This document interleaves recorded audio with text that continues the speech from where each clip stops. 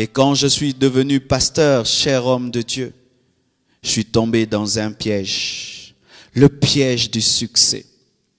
Le piège du succès. J'ai voulu devenir grand.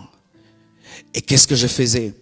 Je dis, Seigneur, fais ceci et cela. Quand il le fait, je dis merci pendant quelques minutes et puis je vais encore.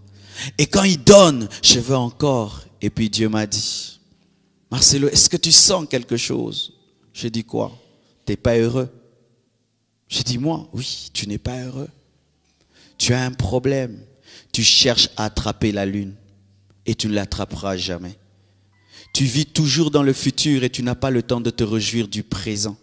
Et à chaque fois que je fais quelque chose dans ta vie, tu es toujours dans des conquêtes. Alors que des fois dans la vie, il ne faut pas chercher plus. Il faut dire merci pour ce que tu as maintenant.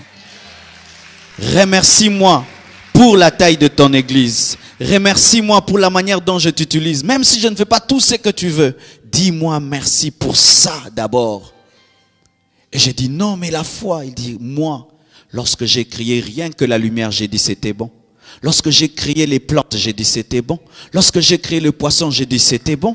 Je n'ai pas dit c'était bon lorsque j'ai créé l'homme et la femme. Mais rien que créer la lumière, j'ai apprécié ce que j'ai fait. Mais toi, tu attends devenir parfaitement ce que j'ai dit pour te réjouir. C'est pourquoi tu ne seras jamais heureux. Et certains au milieu de vous, c'est ce que vous faites. Vous n'êtes jamais heureux parce que vous dites, je le serai. Et vous ne le serez jamais. Seigneur, donne-moi cette fleur. Et quand tu l'as, le baffle. Quand tu as le baffle, cette fleur. Quand tu as cette fleur, cette chair. Cette chair. Et puis, quand est-ce que vous aurez le temps d'être heureux? Quand est-ce que vous aurez le temps d'être heureux? Si toute votre vie, vous pensez que vous serez heureux à la prochaine acquisition, quand j'aurai, quand je ferai, quand j'aurai, tu poursuis quoi? Le vent. Attrapez le vent un peu. Essayez d'attraper le vent. Essayez de le faire. Des fois, le bonheur est tellement proche de toi que tu ne sais pas le saisir. Tu le cherches toujours demain et demain. Alors que des fois seulement tu dois apprécier la présence de Dieu dans ta vie. Apprécier tes enfants, apprécier ta femme, apprécier ton mari.